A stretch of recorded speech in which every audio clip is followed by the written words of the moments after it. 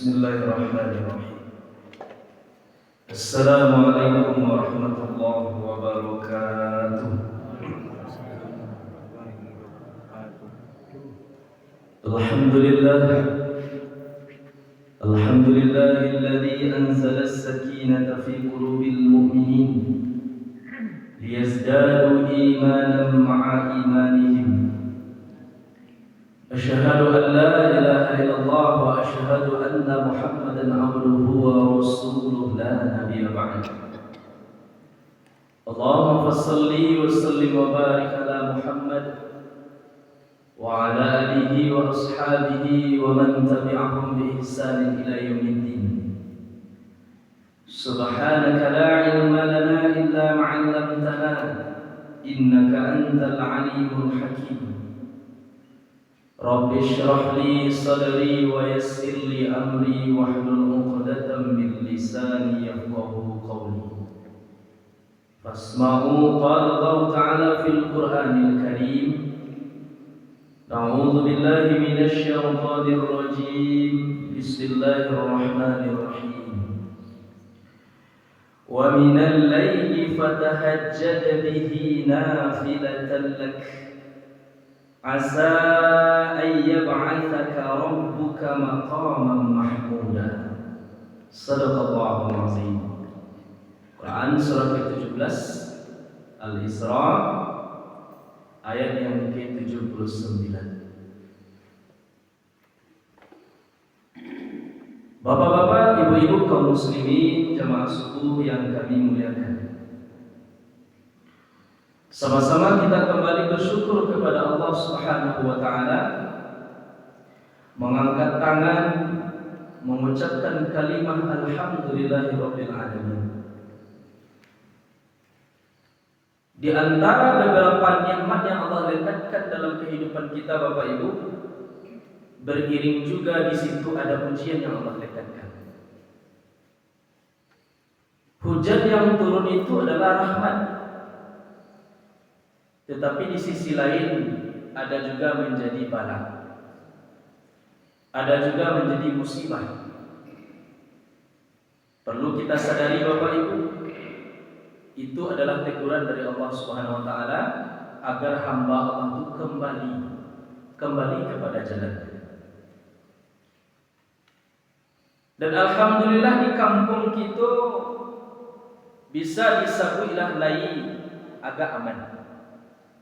Kalau kita cari Bapak Ibu, saudara-saudara awak di luar sini, adonalah wafat, hanyut terbawa arus. Bahkan ada yang satu keluarga wafat. Bayangkan Bapak Ibu kalau kita di posisi mereka.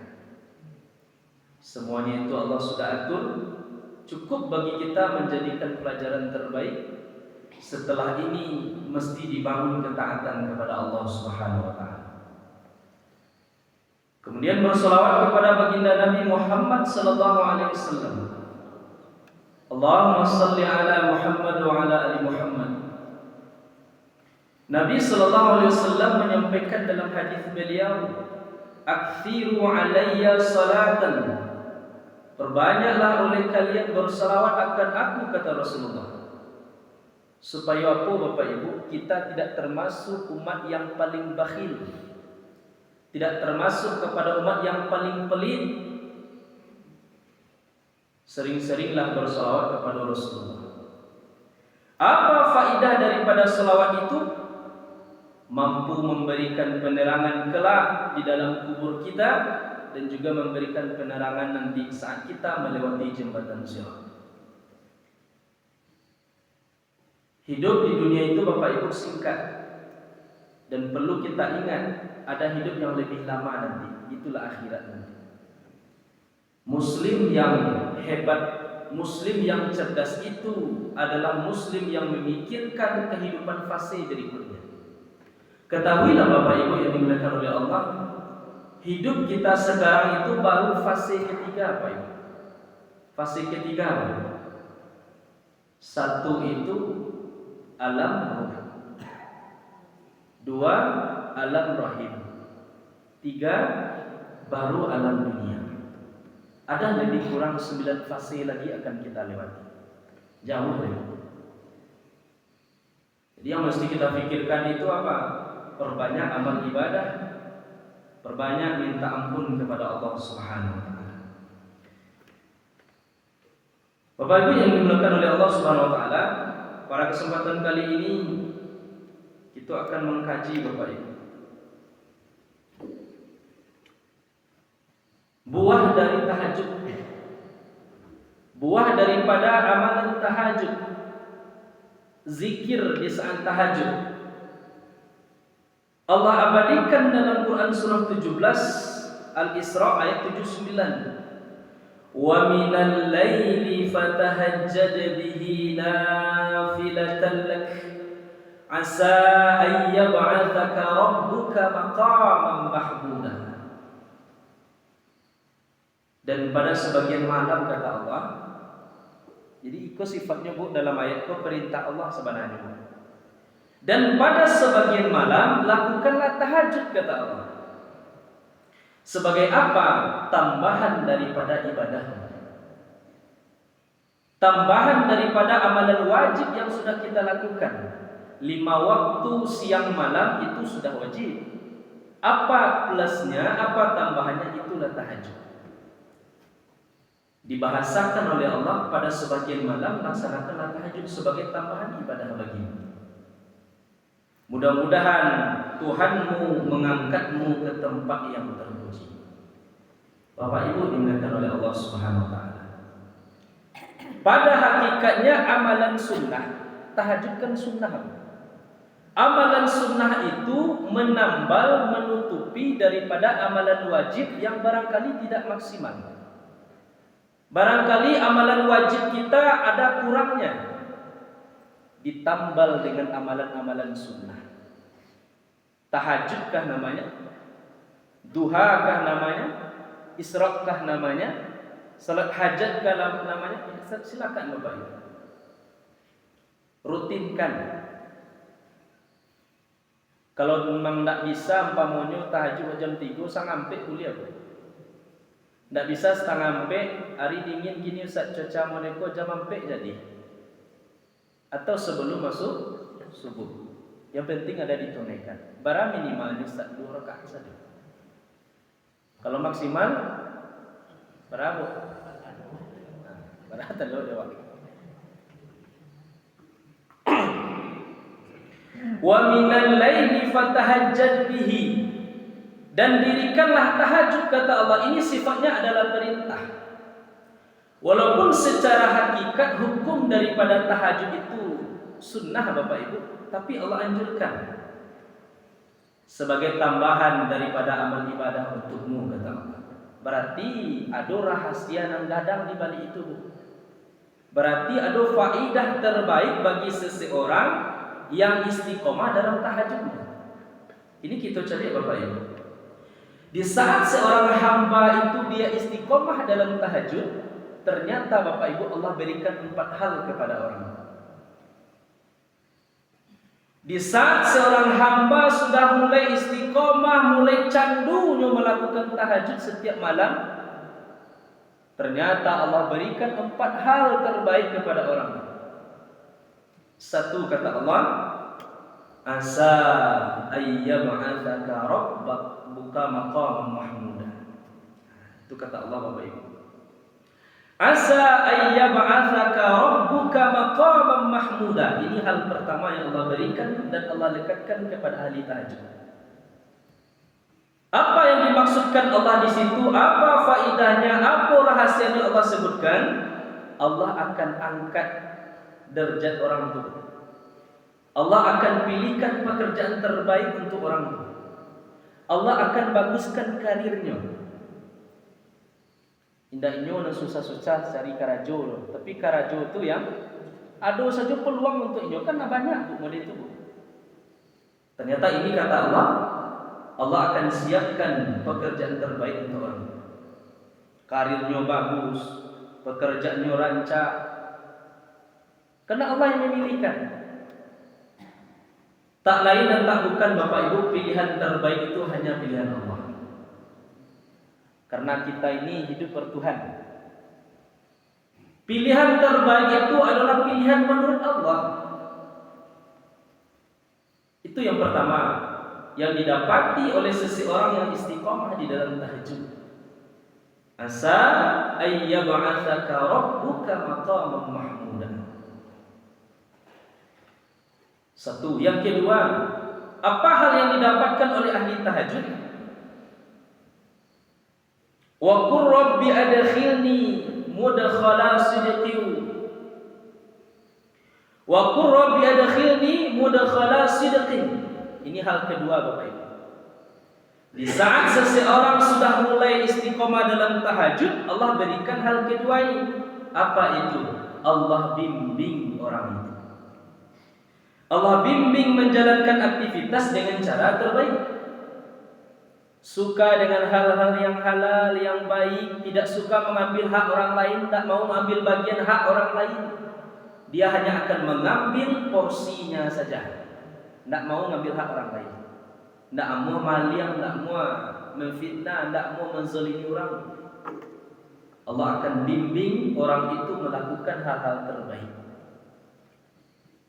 Baralah karancangnya Bapak Ibu. Di saat penunaian ibadah tahajud yang rutin dilakukan, ternyata Allah berikan bimbingan terbaik kepada orang itu supaya aku inyo tetap di jalan-jalan kebaikan. Kini ngeri Bapak Ibu, untuk kebutuhan makan Bu, kebutuhan pawi, banyak orang melakukan hal-hal yang salah Bu. Dan penting banyak dapat inyo. Dia inyo dapat asalai orang lain tidak. Itulah tipu itu. Halal haram tidak dibedakan lagi. Dan penting dapat kebutuhan makan. Jadi kalau masalah makan ku gilo manusia. Ikulah tipe-tipe manusia yang menjadi abdul butun namanya, hamba pawi untuk kebutuhan pawi. Padahal Nabi sudah sebutkan, sedikit bicara, sedikit makan, sedikit tidur. Kalau kita kan terbalik, sedikit-sedikit makan, sedikit-sedikit tidur, sedikit-sedikit bicara, kan awak begitu. Padahal ada nilai-nilai kebaikan yang ditanamkan oleh Rasulullah di sini. Nah, masalah paru itu banyak orang melanggar dan halang. Tapi ini tidak kepada ahli tahajud. Saat ahli tahajud sudah istiqomah dalam penunaian ibadahnya, Allah akan bimbing. Inyo cenderung kepada hal-hal kebaikan, kepada hal-hal yang halal saja. Inyo akan perhatian nanti. Iko ambo karajon, iko yang ambo pakai, iko yang ambo makan, halal untuk ambo. Begitu Bu. Jadi kehalalan dari makanan yang kita makan itu memang diseleksi benar. Sebab apa? Allah lah membimbing orang itu. Dua. Lalu yang ketiga, apa hal yang diberikan kepada ahli tahajud? Wa akhrijni mukhraja sidqin. Tatkala muncul persoalan dalam kehidupannya, muncul ujian, Allah berikan solusi. Allah yang langsung datang memberikan solusi, memberikan jalan keluar, bahkan dari arah yang tidak mereka duga-duga sama sekali. Berapa banyak kita saksikan Bapak Ibu, orang yang sedang sulit benar, tiba-tiba ada saja kemudahan. Bisa jadi disebabkan karena amal ibadah yang telah dikerjakan. Bisa jadi dari tahajud yang telah ia tunaikan. Di saat itu Allah datang memberikan solusi jalan keluar daripada masalah hidupnya. Itulah hidup yang tenang itu. Jiwa yang tenang itu itulah dibersamakan oleh Allah Subhanahu wa taala, bahkan di saat ada ujian pun, ada masalah dalam kehidupan, langsung Allah berikan solusi dalam kehidupan. Bukankah di saat awak ada ujian Bu, ada masalah hidup yang awak butuhkan jalan keluar? Ya Bu, jalan keluar yang awak butuhkan. Selesai masalah awak kan itu yang awak butuhkan sebenarnya.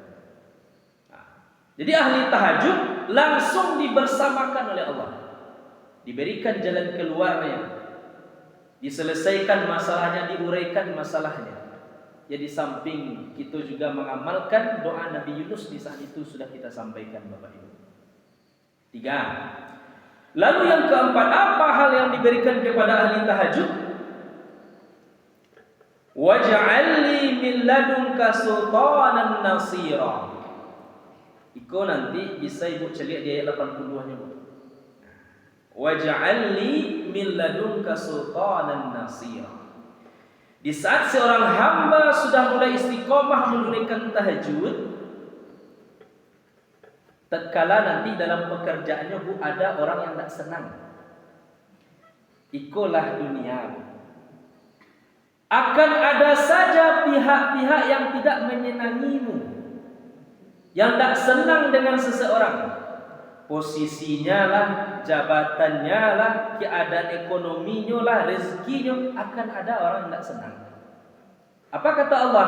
Di saat ada orang yang ingin merusak, ingin menfitnah, ingin menyakiti, di saat itu Allah yang langsung memberikan pertolongan. Jadi ahli tahajud ko walaupun orang ka menyakitinya, memfitnahnya, tidak akan pernah bisa, Bu. Sebab dia dalam penjagaan Allah. Tidak ada penjagaan terbaik selain daripada penjagaan Allah Subhanahu wa taala. Agailah sakampung ko orang ka membunuh awak kan. Tapi Allah yang melindungi, Bu. Allah yang menolong. Tidak akan pernah bisa orang membunuh. Tidak akan pernah bisa. Sebab Allah itu yang maha kuasa. Ini 4 hal, Bapak Ibu, yang Allah berikan kepada ahli tahajud. Kini ba'a poinnya sama-sama kita baraja melakukan. Indah saja untuk ibu, ampuh secara pribadi, Bapak Ibu. Belajar. Kalaupun tidak jam 3 pagi, jam setengah 4, tidak jam 4 atau sebelum subuh, ada karajuan minimal 2 rakaat. Kan tak balik-balik itu. Bacaannya sama, Bu. Niatnya aja yang beda. Niat tahajud. Nah, kalau ayat pendeknya bisa ibu amalkan, nanti baca surah Al-Kafirun di rakaat pertama. Dan kedua bisa dipakai surah Al-Ikhlas. Nah, insyaallah hafal itu, Bu, ya. Ada lo 1 juz tu, Bu. Rakaat pertama 1 juz. Kemudian itu kan panjang juga itu. Tapi diberikan kemudahan oleh Allah untuk menunaikannya. Bapak Ibu dimuliakan oleh Allah Subhanahu wa taala. Jadi 4 hal tadi, Bapak Ibu, akan diperoleh oleh ahli tahajud. Betapa beruntungnya ahli tahajud. Bapak Ibu, Allah angkat karirnya, Allah berikan kemudahan dalam masalah hidupnya, Allah bimbing kepada jalanan bana. Di saat ada orang ingin menyakitinya, fitnahnya, Bapak Ibu, Allah langsung memberikan pertolongan, memberikan perlindungan. Di samping itu, Bapak Ibu yang dimuliakan oleh Allah, Allah perintahkan juga awak untuk banyak bersyukur. Banyak-banyak bersyukur, banyak-banyak awak menganang-anai dosa awak, atau disebut dengan istilah istighfar namanya. Ini bisa kita cek pada Quran surah 51 Az-Zariyat ayat 18. Apa Allah sebutkan di dalam ayat itu? Wabil asharihum yastaghfirun. Dan pada akhir malam mereka mohon ampun kepada Tuhannya. Ada nama waktunya sahar. Pernah mendengar istilahnya? Ada nama waktunya sahar, dan aktivitas yang dilakukan waktu sahar itu disebut sahur namanya. Waktu sahur itu waktu sebelum masuknya fajar. Barang ini itu kisaran 5 menit lah, Bu, sebelum masuknya waktu subuh. Itu disebut waktu sahar namanya. Kalau pas momen Ramadan kita akan sahur. Kalau jam 3 ibu sahur terlalu semangat, ibu. Ini semangat kuliah, tapi jangan terlalu. Sahur itu sunnahnya dilambatkan, Bu. Yang dicepatkan itu berbukanya. Sunnah itu Allah tahu, banyak guru yang menyampaikan. 15 atau 20 menit sebelum masuknya fajar. Itulah waktu sahar namanya. Aktivitas yang dilakukan saat itu disebut sahur namanya. Apakah nanti puasa Senin Kamis ibu lakukan? Udah itu. Apa yang dilakukan amaliyahnya di waktu sahar 15 sampai 20 menit itu? Yastaghfirun, kata Allah. Perbanyak istighfar di saat itu. Makanya Ibnu Qayyim menyampaikan, Bapak Ibu, Kalau permintaan seorang hamba itu sambuh, banyak salilik pinggang permintaannya, banyak kebutuhan hidupnya, pergunakanlah waktu sahur, kata beliau. Waktu sahar yang dimaksudkan tadi, banyak-banyak istighfar di situ. Allah akan memberikan jawaban daripada apa yang kita butuhkan. Kalau berdoa kan panjang nubuk, waktu pendeknya.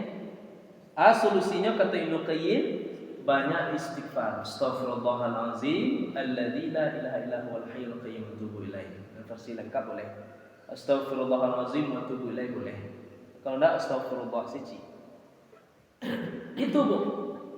Di penghujung malam mereka mohon ampun kepada Allah Subhanahu wa taala. Itulah orang-orang yang dimuliakan oleh Allah, sadar basinya itu berdosa. Sadar dirinya bahwa dirinya kotor, sadar dirinya bahwa dirinya banyak melakukan hal-hal kesalahan, hal-hal dosa.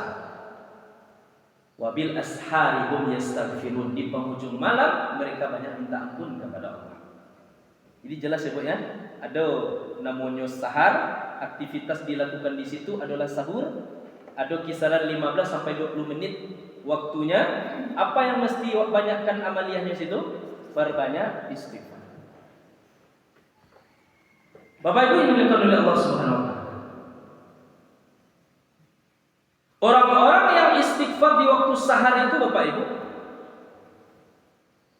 akan digolongkan oleh Allah kepada 4 golongan. Sebenarnya banyak faedahnya. Orang-orang yang mengamalkan istighfar di waktu sahar itu digolongkan kepada 4 golongan. Dituangkan dalam Quran surah ketiga Ali Imran ayat yang ke-17 Bapak Ibu. As-siddiqi as-sabirina was-siddiqina wal-qanitina wal-munfiqin. Ada 4 hal. Di saat seseorang mengamalkan istighfar di waktu sahar tadi, inyo butuh solusi daripada masalah hidupnya, meminta kepada Allah, minta ampun kepada Allah, Allah golongkan inyo kepada 4 golongan. Satu kata Allah dalam surah Al-Imran ayat yang ke-17, as-sabirin. Allah akan golongkan orang yang istighfar tadi Bu kepada orang-orang yang memiliki sifat sabar dalam kehidupan. Lapang dadu, lapang hati. Yang nak boleh aku kan sampai kalang. Sampai dadu aku nak boleh. Lapangkan dadu, banyak sabar, ikhlas dalam kehidupan. Allah akan golongkan orang itu kepada golongan orang-orang yang sabar. Saat muncul persoalan hidup, sabar.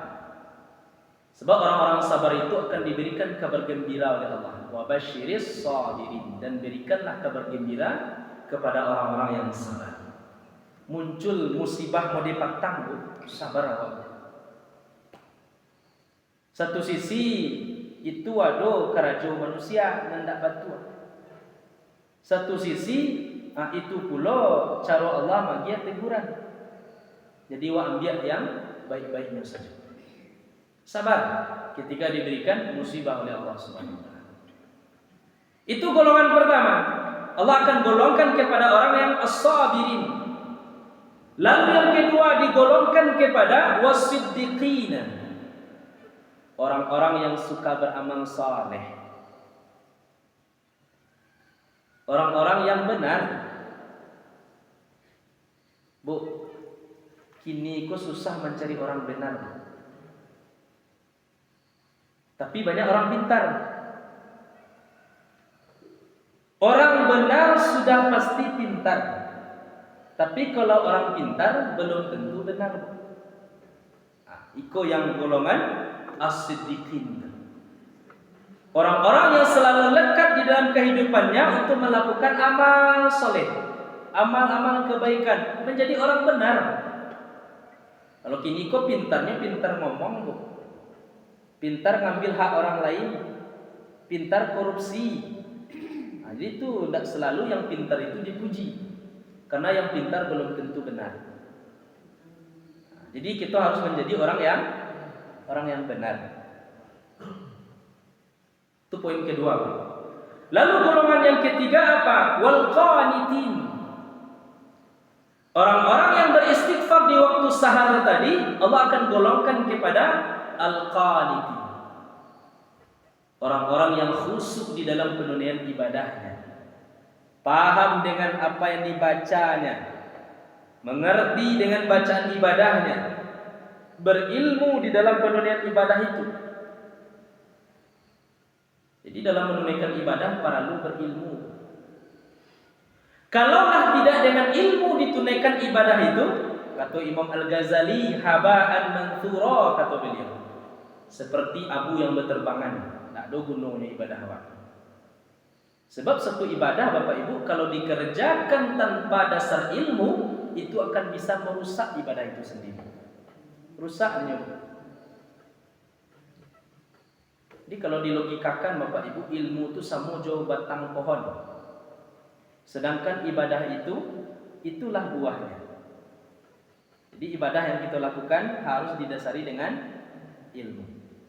Kalau tidak, sama jauh berterbangan, kata Imam Al-Ghazali. Rugi ya Bapak. Sikolah pentingnya belajar. Sebab mencari ilmu itu hukumnya adalah wajib. Tala'ul ilmi faridatun ala kulli muslim wa muslimah. Mencari ilmu itu suatu kewajiban bagi kaum muslim. Jadi khusyuk dalam ibadahnya. Karena apa? Dia sudah mengamalkan istighfar di waktu sahar, meminta ampun di penghujung malam kepada Rabbnya. Lalu adapun golongan yang keempat yang dimaksudkan Bapak Ibu, orang-orang istighfar tadi, wal munfiqina, mereka akan suka berbagi, menafkahkan sebahagian rezekinya, mau melapangkan kesusahan saudaranya, mau membantu saudaranya yang susah, yang sulit. Sebab kaidahnya Bapak Ibu, dalam rasa kiawa ada pula rasa kiurang. Lah bertubi-tubi rasa ki ibu kawak Bapak Ibu, ingat di dalam rasa kiawa itu ada jatah orang lain tu. Walaupun tidak banyak awak lagi ya, kasih. Untuk apa? Sebagai mensucikan daripada harta kita dan mensucikan daripada badan diri awak. Perlu menginfakkan harta. Inilah yang dimaksudkan kepada golongan wal munfikina. Ini 4 golongan Bapak Ibu. Karena disebabkan seseorang itu sudah mengamalkan istighfar, minta ampun di penghujung malam, di waktu sahar tadi, Allah golongkanlah mereka kepada 4 golongan. Yang keempat golongan ini Bapak Ibu mulia di sisi Allah Subhanahu Wa Taala. Allah lekatkan kesabaran dalam kehidupannya. Mereka akan suka beramal saleh, suka hal-hal yang benar, kemudian suka nanti ibadahnya khusyuk, benar penunaian ibadahnya, dan suka menafkahkan sebahagian rezeki yang Allah lekatkan di dalam kehidupannya. Bapak Ibu dimuliakan oleh Allah Subhanahu wa taala. Keempat ini Bapak Ibu buah daripada istighfar. Keempat yang kita sampaikan tadi, 4 golongan ini adalah buah daripada istighfar yang diamalkan oleh seseorang. Kan tak sulit Bu. Astaghfirullahalazim, itu ringan kalimatnya itu. Semua manusia mampu mengucapkannya. Ringan diucapkan di lisan, berat timbangannya di sisi Allah Subhanahu wa taala. Baralah kemudahan yang Allah siapkan untuk umat Nabi Muhammad sallallahu alaihi wasallam. Kalau ndak amu aja wak lain berarti personal seseorang itu yang kena itu. Kemudian Bapak Ibu yang dimuliakan oleh Allah Subhanahu wa taala. Ketaatan itu perlu dibangun Bapak Ibu kul yaum, setiap hari. Bukan pada momen-momen tertentu. Terkadang kita lihat Bapak Ibu ketaatan itu celik-celik keadaan. Kalau bulan Ramadan taat benar. Kalau di luar Ramadan kembali kepada tabiat asal. Ini tidak boleh Bapak Ibu. Jadi ibadah aku beda je musim batu akiat. Kalau aku melogikan itu. Kalau batu akiat aku kan bamusim. Bamusim Bu. Tapi kalau ibadah awak bukan musim-musiman. Mesti setiap hari awak karajokan ibadah. Kalau momen Ramadan misal yang sabana taat Ustaz. Kue beribadah, amalan wajib di karajuan dan sunnah pun tak lupa kami. Tapi di luar Ramadan banyak yang terabaikan. Iko dan salah Bu. Jadi ketaatan itu setiap hari harus awak bangun. Harus awak bangun. Nabi sallallahu alaihi wasallam pernah bersabda, Bapak Ibu, ada 3 suara yang disukai oleh Allah. Ada 3 suara di mana Allah suka dengan suara itu. Apa nanti 3 suara itu, Bapak Ibu? 1, suara orang yang membaca Al-Quran. Aku suka Allah. Dan kedua, suara kokoknya ayam jantan. Apa kok suka lo Allah tu dengan kokok ayam jantan? Membangunkan subuh. Yang pertama suara orang yang membaca Al-Quran. Yang kedua suara kokoknya ayam jantan. Yang ketiga suaranya orang yang minta ampun di penghujung malam. 3 suara ini disukai oleh Allah Subhanahu wa taala, Bapak Ibu. Di antara yang 3 tadi ada salah satunya istighfar kepada Allah Subhanahu wa taala. Berapa banyak peluang sebenarnya Allah bagi, Bapak Ibu. Di saat badan sehat, yobana bayobana Bapak ibadat di situ. Sebab kalau sudah badan sakit, tidak ada dan mampu. Jangan beribadat leh makan jo minum tidak selesai wak. Sado ndak kalamat. Cuman ketika wak ndak lama selero tu orang banyak katanya bu. Nan kadi makan. Nan lama. Ketika badan sehat tak ada orang katanya pada. Dan tak ada orang membuat anda bu. Akan tak bayang deh bu tu. Kalau badan sakit makan minum ndak ada geleng sesadolah. Ndak ada dan lalu tu. Tapi di saat badan sehat Bapak Ibu, perkuatlah di situ untuk beribadah kepada Allah Subhanahu wa taala dan memperbanyak istighfar kepada Allah Subhanahu wa taala. Sufyan Ats-Tsauri mengatakan, Bapak Ibu, Allah ciptakan angin yang berhembus di waktu subuh itu, Bu. Angin waktu subuh itu berhembus mengantarkan zikir-zikir seseorang yang di waktu malam itu kepada Allah. Di waktu malam kita berzikir kepada Allah, beristighfar kepada Allah, angin itu mengantarkan kepada Allah. Si fulan lah minta ampun ya Rabb, si fulan lah berzikir ya Allah, mengamalkan zikir kepada Engkau ya Rabb. Diantarkan, Bu. Jadi doa-doa awak tu, zikir-zikir awak tu akan kembali kepada awak nanti. Iko yang aku bahasakan patang, seluruh yang ada di alam tu akan pai dan tak akan pernah kembali lagi kecuali doa kita. Kecuali zikir kita kepada Allah Subhanahu wa taala. Itu harus kita pahami Bapak Ibu. Itulah prinsip daripada ibadah. Semua tidak akan kembali lagi kecuali doa, Bu. Kecuali zikir awak. Minta ampun wak malam tu kepada Allah saat angin tu berhembus subuh, itu disampaikan kepada Allah Subhanahu wa taala. Si fulan telah berzikir, si fulan telah minta ampun. Dan semua dari faidah yang zikir dan istighfar awak itu akan kembali kepada awak Bapak Ibu. Itu poinnya. Lalu kemudian Bapak Ibu yang dimuliakan oleh Allah Subhanahu wa taala, pentingnya kita menjaga ketaatan Bapak Ibu. Sufyan Ats-Tsauri juga mengatakan, ketika awal malam berserulah Pak malaikat penyeru. Jadi malaikat ada yang Allah perintahkan menyeru orang untuk bangun. Di saat awal malam menyerulah malaikat, wahai hamba Allah, bangunlah engkau, jagolah dari tidurmu. Maka ada sebagian hamba Allah yang bangun, dia tunaikan ibadahnya. Dia tunaikan tahajud, zikir dia, istighfar dia. Lalu sebelum datangnya waktu fajar atau sepertiga malam, pertengahan malam, datang pula malaikat menyeru, wahai hamba Allah yang takut kepada Allah, bangunlah engkau.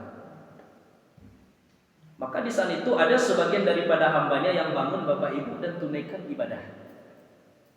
Ada yang menunaikan ibadah, ada yang melanjian laloknya. Akan faktanya begitu.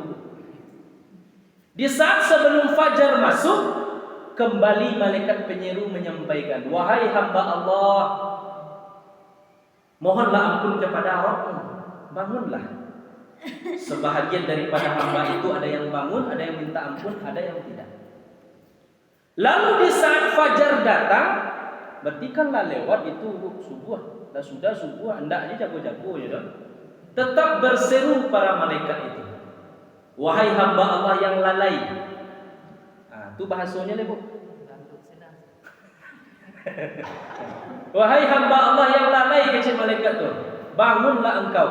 Jadi saat mereka bangun tu, Bu, sama seperti jenazah mayat yang bangkit dari kuburnya. Terhina. Kan dihinakan di Allah tu. Jadi sebenarnya Bapak Ibu, awak pun tak boleh talaluk tu. Maksudnya subuh awak lewatkan tak boleh. Ya Bu, mesti awak latih diri awak untuk selalu bangun subuh. Atau bangun di waktu sahar tadi, atau bangun penunaian ibadah tahajud. Kalaulah lewat daripada subuh awak bangun, kecil malaikat, wahai hamba Allah yang lalai. Ketahuilah Bapak Ibu, Allah benci dengan orang yang lalai. Fawailul lil musallin. Allah melaknat Bapak Ibu. Lainnya kerajanya salat tapi lalai. Silakalah kata Allah, neraka welah bagi orang yang lalai. Yang solat tadi, siapa orang yang lalai di dalam solatnya. Nah, ini kata malaikat tu. Bapak Ibu dimuliakan oleh Allah Subhanahu wa taala. Sebenarnya Bapak Ibu tidak lo sulit mana kalau untuk jago pagi. Kalaulah dibiasakan. Tapi kalau tidak dibiasakan, ayo bari itu. Payah. Apalagi iklim gini memang dinginnya Bu ya. Sebentar hujan, sejauh-jauh hujan. Ada alasannya, hari dingin Ustaz. Selimut kuangit, kasut tabak. Itu sebenarnya tidak alasan Bapak Ibu. Tunaikan ibadah dulu. Kalau ingin lanjut lalu sudah itu apa pun lah. Bapak Ibu dimuliakan oleh Allah Subhanahu Wa Taala. Itu Bapak Ibu yang disampaikan oleh Sufyan Ats-Tsauri. Ternyata setiap malam malaikat penyeru itu selalu menyeru hamba Allah yang ada di muka bumi. Wahai hamba Allah, bangunlah. Untuk apa? Bangun untuk menunaikan tahajud. Walaupun 2 rakaat saja. Terakhir Bapak Ibu yang dimuliakan oleh Allah Subhanahu wa taala. Terkait dalam menunaikan ibadah itu yang dibangun tadi adalah rasa sadar diri kepada Allah, mohon ampun kepada Allah di penghujung malam, sebab nanti ada kemuliaan yang Allah lekatkan kepada orang itu. Bahkan Luqman Al-Hakim juga pernah memberikan nasihat kepada anaknya Bapak Ibu. Apa kata Luqman Al-Hakim? Wahai putraku, jangan engkau sampai kalah oleh ayam jantan. Kenapa? Seperti itu kalamnya daripada Luqman. Ayam jantan itu dia bangun setiap paginya dan berkokok membangunkan semua hamba Allah. Sedangkan engkau dalam keadaan tertidur, kata Luqman. Jadi kadang kala lo awak di ayam. Ayam pagi lah jagonya. Lah bakokoknya jam 3 setengah ampe, jam ampe taruh itu Bu. Ndak doge pakai alarm ayam itu dah. Nanawa pakai alarm Bu. Jam 3, jam ampe, jam 5, cuman tanganku kan pakai otomatis. Bunyi alarm pertama otomatis untuk mematiannya dulu. Bunyi lo alarm kedua, mematian lo lihat kasudahnya lewat subuh. Jadi siko kata Luqman Al-Hakim, jangan sampai engkau kalah oleh ayam jantan, sedangkan ayam jantan itu dia membangunkan hamba Allah setiap paginya. Lah duluannya jago. Sedangkan banyak daripada hamba Allah itu yang masih tidurnya di kasurnya masing-masing. Rugi Bapak Ibu. Inilah Bapak Ibu yang bisa kita sampaikan kajian kita hari ini. Pertama, faidah ataupun buah dari istighfar itu Bapak Ibu akan mengantarkan seseorang kepada kemuliaan. Allah akan berikan ampunan kepada orang itu walaupun banyak dosanya di masa lalu. 1. Yang kedua Bapak Ibu, ada beberapa hal yang diberikan kepada orang yang istighfar, orang yang melaksanakan tahajud tadi. Pertama, Allah akan angkat karirnya, pekerjaannya. Yang kedua, Allah akan bimbing menjalankan aktivitas terbaik, suka hal-hal yang halal. Yang ketiga, dia akan memberikan solusi Allah itu kepada hamba itu saat ada muncul ujian dalam kehidupannya. Dan yang keempat, akan dibimbing oleh Allah, ditolong oleh Allah di saat ada orang yang ingin memusuhinya, menyakitinya. Inilah buah daripada tahajud itu. Lalu di samping tahajud yang kita tunaikan Bapak Ibu, di penghujung malam amalkan jugalah perbanyak istighfar namanya. Itulah di waktu sahar tadi yang aktivitasnya adalah sahur, kisaran waktunya 15 sampai 20 menit, itu kita perbanyak istighfar di situ Bapak Ibu. Inilah yang disampaikan oleh Ibnu Qayyim, di saat banyak kebutuhan kita, permintaan kita kepada Allah, sedangkan waktunya singkat. Apa solusinya? Perbanyaklah engkau istighfar di situ, kata Ibnu Qayyim. Semoga dengan cara ini Bapak Ibu kita termasuk hamba-hamba Allah yang dilindungi oleh Allah Subhanahu wa taala, menjadi hamba-hamba Allah yang selalu meningkatkan ketakwaannya kepada Allah Subhanahu wa taala, dan Allah ridho nanti mengumpulkan awak bersama di dalam surganya. Amin ya rabbal alamin. Itu saja Bapak Ibu kajian kita hari ini. Semoga ada manfaat lebih-lebih bagi kami yang menyampaikan fakir ilmu. Barakallahu fikum, billahi taufiq wal hidayah. Assalamualaikum warahmatullahi wabarakatuh.